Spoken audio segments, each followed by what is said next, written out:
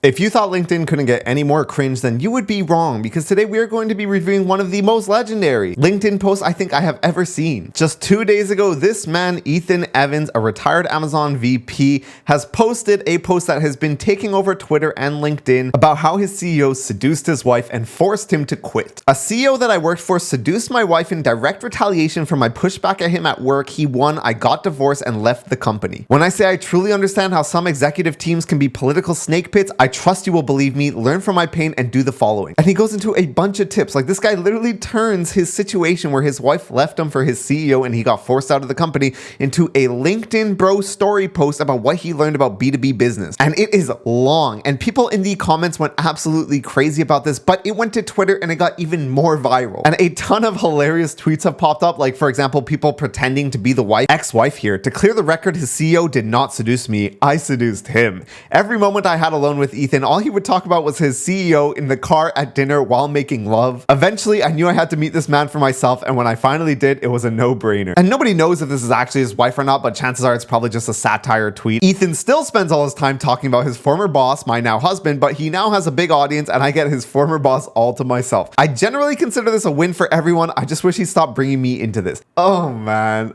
I don't even know what to say about the situation. Like, I think this guy put it pretty well: when reality and satire become indistinguishable, welcome to the internet. On one hand, it seems like what happened to this guy is sort of genuinely like sad to think about. But on the other hand, he talks about his wife sort of like she's a trophy and the CEO won her over, which is weird in itself. And it sort of gives off like nice guy vibes. And I really wanted to narrow down what company he was talking about, but apparently he's worked at Amazon for the last 15 years. So unless he's talking about the CEO of Amazon, aka Jeff Bezos, I'm not sure if it's possible to narrow it down, but he does look a bit old, and before Amazon he was the VP at a bunch of different companies, so it was probably maybe one of those companies. But if it was, that literally would have meant this happened 20 years ago, and chances are he's probably moved on and he has another wife. So it's kind of weird to be making a post about how salty you are that your ex-wife left you for your CEO 20 years later when you probably have a new wife and an actual family. Now, some of you might think that the LinkedIn post is satire, but I want to show you a couple of things. Like, first of all, he runs his own like newsletter thing where he teaches people about careers, and this has been going on for quite some time, so I don't think he'd randomly start making satire posts. And he's been the VP at so many companies, he even posts his name as Ethan Evans VP on the actual job he's working now at his own company. He also did an official post with LinkedIn's news network or whatever, where he talked about an epic fail he had at work while working at Amazon. And apparently the big oopsie he made at work was that he played a demo about Amazon Prime's video platform to Jeff Bezos with the video upside down. And it goes on about this heroic story arc he had to recover and fix his own mistakes was to remain calm and confidently state that it would be fixed. Hey man, did you finish like the video functionality we need for the platform? Yeah, dude, you want to see it?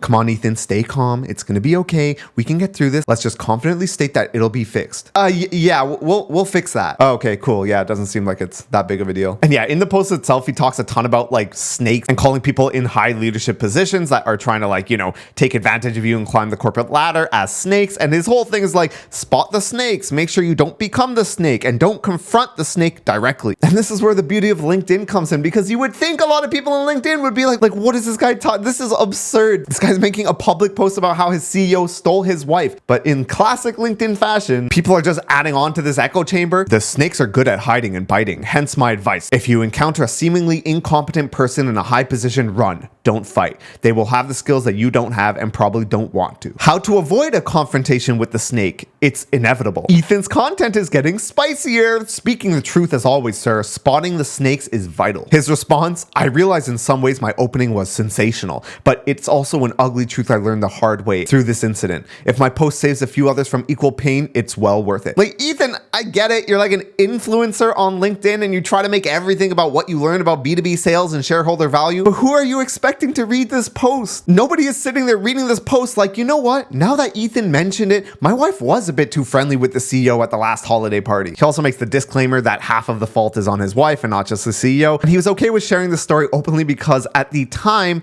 the CEO apparently acknowledged that it was a purposeful retribution for their conflict at work. And yeah, people on Twitter have been going crazy. Someone even responded to that satire post by the wife, claiming to be the CEO in another satire post probably. When Ethan was my employee, he would constantly barge into my office and do impressions of Dwight from The Office and beg me to do the Michael Scott impression in response. I denied his request and asked him if we could maintain professional decorum. He pushed back and asked if we could at least dress up as Dwight and Michael Scott for the Halloween office lunch. I politely declined. Months later, I ran into his wife at the holiday party. She introduced herself saying she'd heard a lot about me, and I didn't realize until later that she really meant a lot. And yeah, this whole situation has honestly gotten away from him. People are joking about making a Netflix series about it, and honestly, I'd watch it. The real crazy part of all of this to me is that LinkedIn has become this echo chamber of nonsense LinkedIn advice for people that are in middle management that want to teach other people how to thrive in middle management. And it's just this echo chamber of garbage to the point where people are willing to talk about their personal matters like this, highly embarrassing and quite frankly things that shouldn't probably be put in the public eye, just to make a simple post about what he learned about business. And yeah, honestly, I think we should just burn LinkedIn and forget it ever existed. Let me know if you feel the same way in the comments or what you think about Ethan's post, and I'll see you guys in the next video. Make sure you subscribe.